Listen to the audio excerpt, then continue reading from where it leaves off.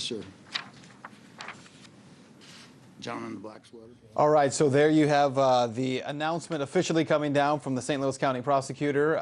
No indictment on any charge whatsoever. Let's go back out live now to RT correspondent Alexei Yaroshevsky, who is standing by right now. Alexei, as you heard there, the grand jury heard the evidence, we are told, and decided that there was not evidence to return an indictment on any charge whatsoever, and that includes whether the police officer acted criminally and whether or not he was involved in the commission of any kind of a crime. Your response?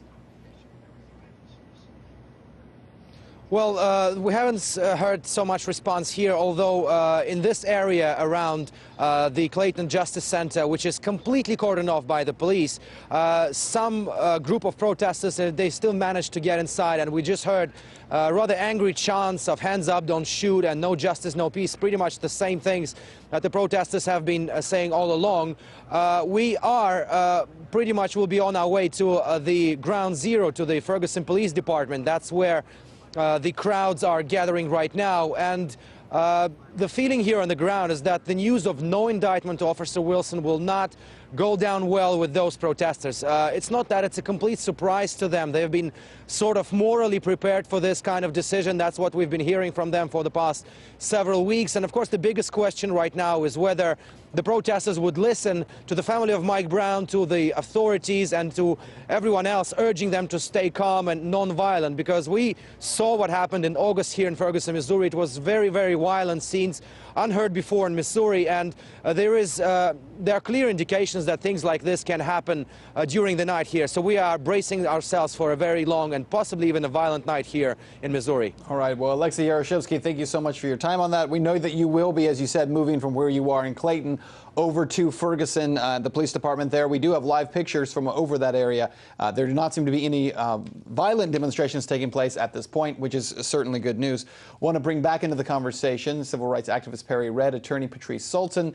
We did have, by the way, our guest from New York, Dante Berry, who was with us, and he actually left after hearing that decision. So we'll have to catch up with him later and see what caused that immediate response. I want to get first responses from you all in what you heard. No indictment whatsoever. The explanation, essentially 12 jurors heard all of the evidence. And as the prosecutor pointed out, he says these 12 people are the only people to have heard all of the evidence and heard from all of the witnesses involved.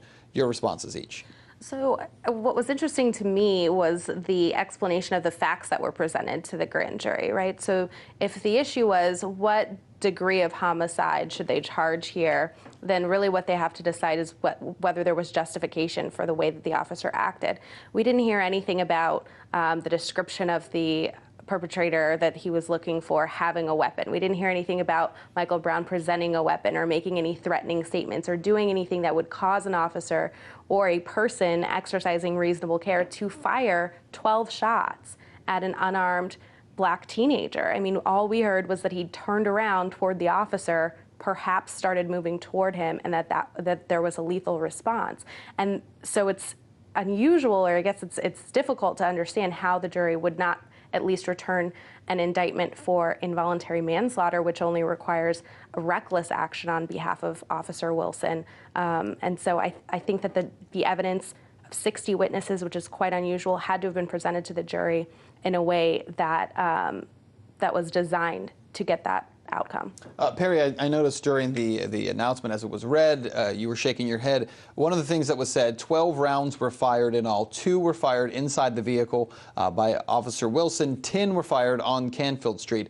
The prosecutor did say that blood and DNA were found inside of the driver's door that belonged to Mike Brown, his DNA and his blood, inside the driver's door, on Officer Wilson's clothing, shirt, pants, and on his weapon as well, which would seem to corroborate the story that there was a struggle. Your response to that, and do you think that still justifies 10 shots separately outside the vehicle after Mike Brown has fled? I want to answer your last question first. No, it doesn't justify anything. What we just witnessed was a very skillful 4-month trial by media. The prosecutor was very, very skillful in putting together the leaks that led to this, and then how it's presented to the jury. Again, it was just absolute genius, and so he should get an Academy Award among anything else he gets and maybe he'll run for governor or something one day. But what's problematic from a non-academic point of view is very simply that I don't know what kind of cowboy force they've got, but I don't know anywhere where I've seen police shooting suspects from inside of a car. It's all problematic to me. The indictment should have happened, and of course I expected it didn't. It wouldn't happen. If I was a betting man, I'd be rich today. And so factually speaking, if hell breaks loose, it's well-deserved on this country, and I'm hoping that boycott will also come into play with the protests, because we have the same thing that happens in same steps: shock, and then anger, then the investigations, then the condolences, and then the kumbaya moment that's coming soon, and then back to business as usual. He talked